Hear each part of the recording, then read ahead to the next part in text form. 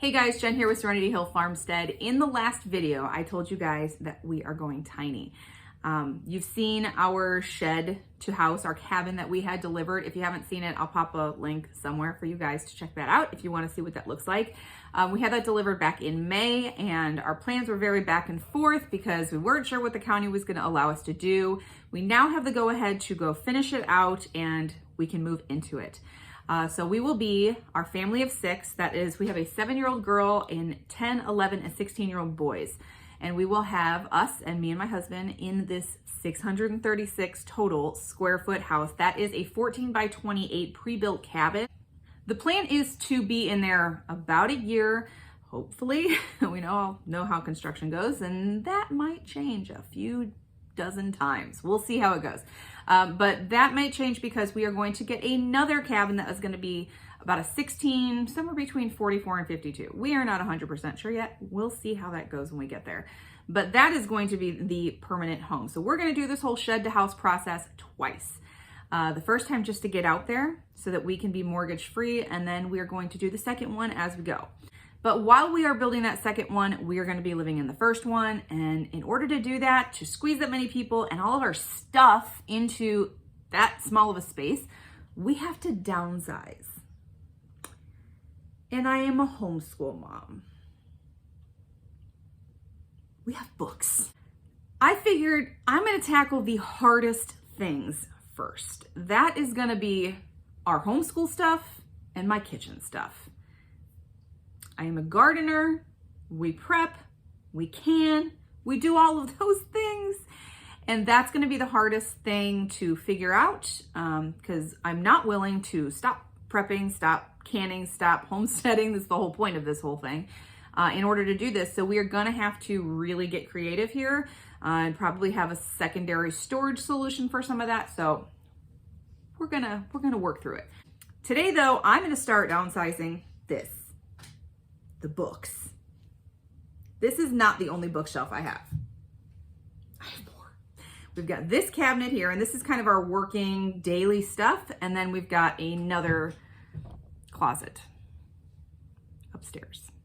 It's a closet full of more books and curriculum. Now, any homeschooling mom that's been doing this for any length of time knows that you have a way of collecting things as you go. This is our 11th year of homeschooling. So as you can imagine, I have a lot. I have purged several times though. I do like to keep things simple and not cluttered, and having this much on occasion drives me a little crazy. We've got more stuff down here. There's stuff everywhere. And I've always had the mentality with the homeschooling stuff to save stuff for the younger kids. Like my 16-year-old has grown out of some things so I could pass those down to my 11-year-old and my 10-year-old, my 7-year-old. Well, it's not working that way. They're different people, they have different interests, and they have different learning abilities. My oldest one is a very strong reader, and my 10, 11-year-old are both dyslexic. My 7-year-old is a girl, and she's not interested in the same things that the boys were. So the things that she is reading are different than the things that they are reading or working towards reading. So what's the point of hanging on to all this stuff? There really isn't. It's just me and my homeschool mom brain and having the resources and not wanting to purge. And this is gonna be hard, so that's when I'm gonna start. Okay, so you can see this is some greenhouse stuff, some signs that can go. We've got a mix of stuff here for the greenhouse, stuff that can go, a mix of stuff there. So I am already starting. There's a lot of things that I have already purged just because I've done it over time. And because we have started this whole tiny house process before, twice, and something has stopped us. The county has stopped us twice. All misunderstandings, miscommunications. Make sure you have all your facts straight before you do this. It is a lot easier. So, starting here, there are some books that I just got, and I don't think we're gonna use, and I think I'm gonna try and resell those. But I've got, look at 1 dictionary, 2 dictionary, and a dictionary thesaurus. What is that? Vocabulary builder combination. Ask me how many times we've used these. None. So all of these can go, especially since There are phones and people look up definitions. If we do not use them, we do not need them. This is what's gonna be hard. Because you really, see my brain, this is where tiny living and prepper brain are gonna clash, because you really wanna hang on to some things. What if you don't have access to the internet? And you still need to do your English. You know what I mean? So we're gonna start the Marie Kondo way. If it does not immediately bring me like clear vision, I'm not gonna say joy. We're not gonna go there. If it does not bring me an immediate clear vision of this is exactly how we're gonna use it, this is going to be used regularly, it's going to go in one of two piles. Am I going to use it? Is this something that absolutely would definitely be needed? Should the need arise? That even sounds a little ridiculous in my brain. Or definitely won't use it and I'm just justifying it. And that can be the go away pile. And then we'll go from there. Hopefully my prepper brain will catch up with my tiny house brain. And then stuff like this. This was mine when I was a little girl. Do my kids want me to read this to them anymore? Not really.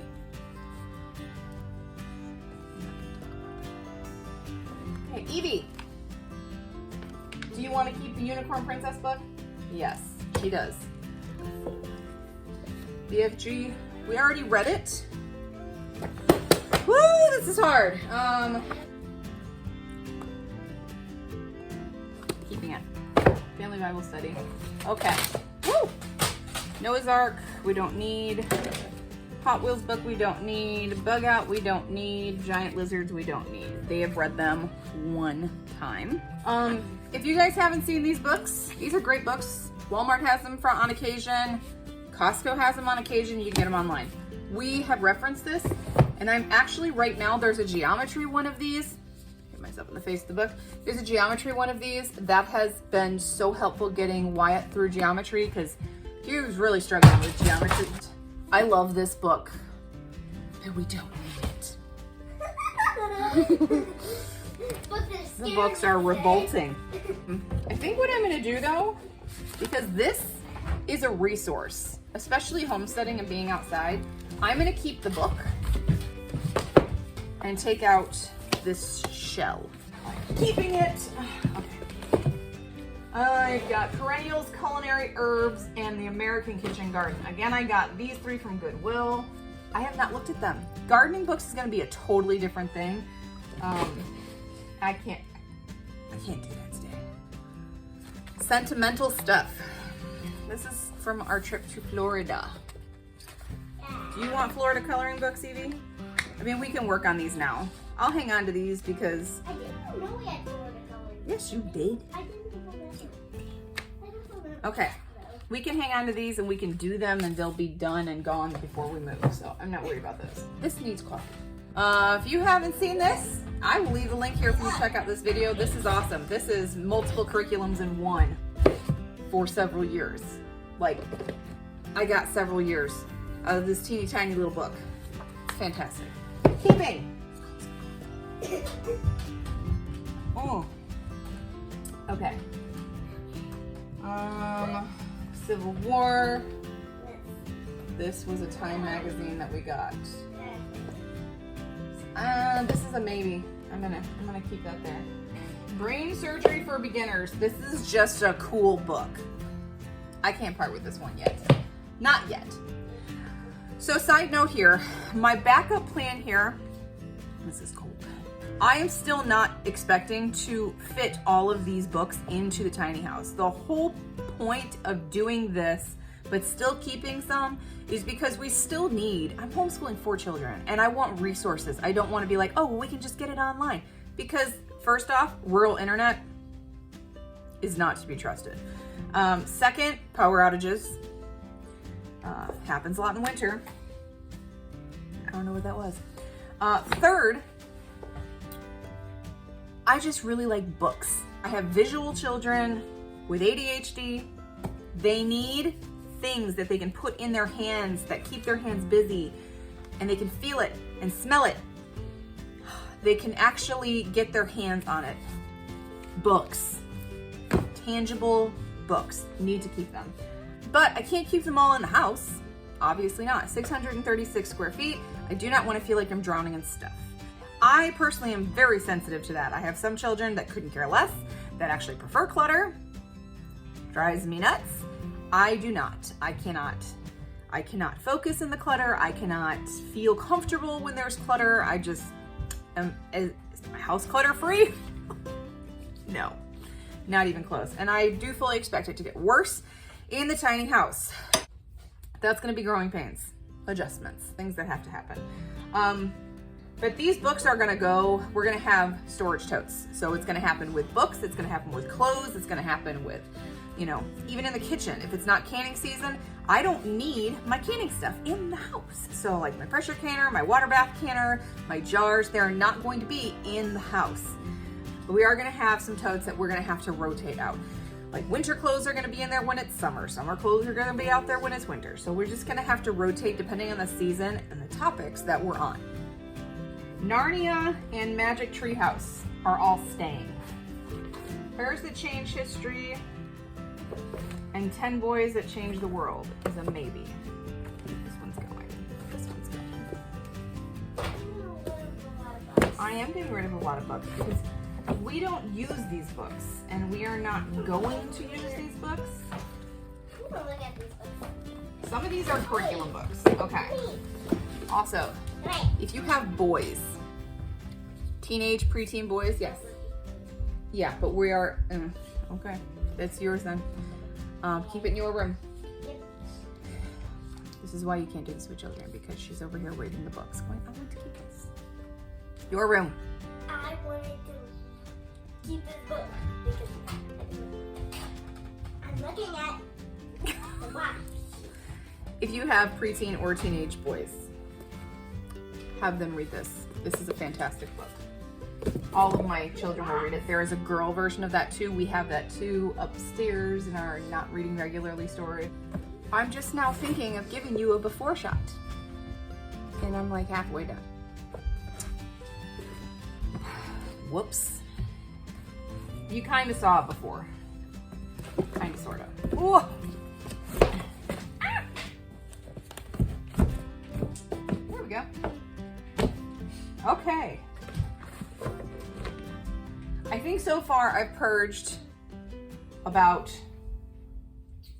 almost a whole shelf because I'm condensing as I go. What the heck is that pink case? What pink case? What are you talking about? Oh, that up there, that is one of my Bibles. One of my Bibles. The rest of your Bibles are upstairs in my No, closet. those are the family Bibles. One is my grandpa's, one is my uncle's. Why can't they be in your closet? Because we have other things, like the Christmas presents. I don't know what I'm gonna do with those. I mean, I'm keeping them, I just don't know where. Why is there a lot of small books? Well, because, you know, you're small people. It's not that Really book. good multiplication, learning your times tables kind of book. I'm gonna keep that for Evie because I know that once she gets to that level, she is going to be using that book and it's gonna be beneficial. We had 2 copies, one hardcover and one paperback, and I didn't even know. Do you want to keep this one in your room? No, do you like this book or no? Yeah. No, I mean, do you love it? Do you absolutely love it, can't live without it? I can't. You cannot live, you can't see your life without a pig and a party. Yes. I want to get really bad. Yes. If you were a minute and a minus sign and math fables, all good math books when you get to those levels. These are counting. Good counting book. We don't need it anymore. Oh, we love Skippy John Jones. These are good for them to read. You know what? We have Liberty Kids. We don't need that. Don't need that. Another Skippy John Jones, another Skippy John Jones. Room on the broom! We love this! No, I don't. You do. If you don't love it, you don't have to read it. What is this? I've never even looked in this book. I think I have too many books. The Wonky Donkey. You want that one? I think Grandma got us that one too. She finds funny books. So like, again, really good quality books with awesome information in it. And of course, as soon as I get rid of a dinosaur book because I say my kids are not interested in dinosaurs anymore, someone's gonna be like, I want to learn about dinosaurs. For now. When it comes to readers, I want it to serve a purpose. If it's something my kids already know about, there's no point in this. I mean, they see the different stages of the ladybug in person because we garden. Okay. So this is not really gonna hold their attention because they're gonna look at this and go, yeah, I already know this. However, okay, here's the beekeeping stuff. The butterfly. She doesn't put a suit on and come in the apiary with me, right? You don't. No. Maybe one day she will, but right now she does not want to. She got dressed once and then went, I changed her mind. So for now, I'm gonna keep a little book about this. One of my kids begged for this book. I don't think we Begged. And I got it for him for Christmas. It's the Natural Birdhouse book that Jackson wanted. You can look at it. We are not keeping it. This is what we do for this series, God's Design for Sex, in case you wanted to know. That is how we handle that topic. Oh, we need to keep this. Okay, I cleared a whole shelf. What'd you do? You want to find a place to put this? Okay. Now my shelf. I see some things that we're just not going to use at all. Autoimmune Paleo cookbook, I might be getting rid of. This is Grandpappy's recipe for hard times. I think this is gonna be one I'm gonna take some recipes out and make note of it in my actual cookbook.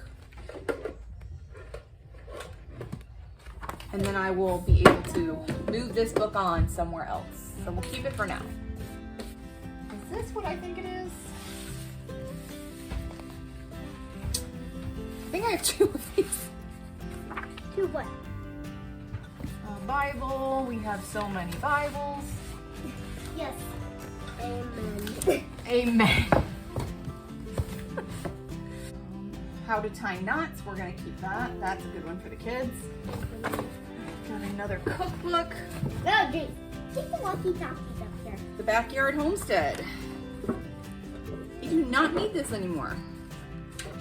I'm gonna go through it and see if there's anything in here that I want to make use of that I don't have in anything else. Make note of it and get rid of it. We're moving off the Backyard Homestead.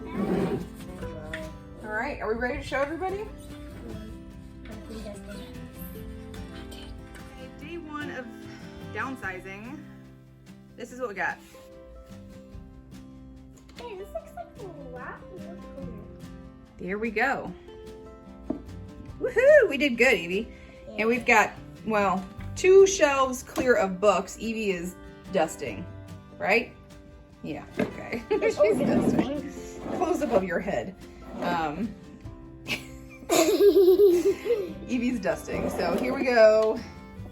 We've got some games, our walkie-talkies and whatever, and yeah. I'm starting now in early December because we've got all winter to do this, but I want to start and do something every single day so it's not an overwhelming task and so that we slowly get used to living with less.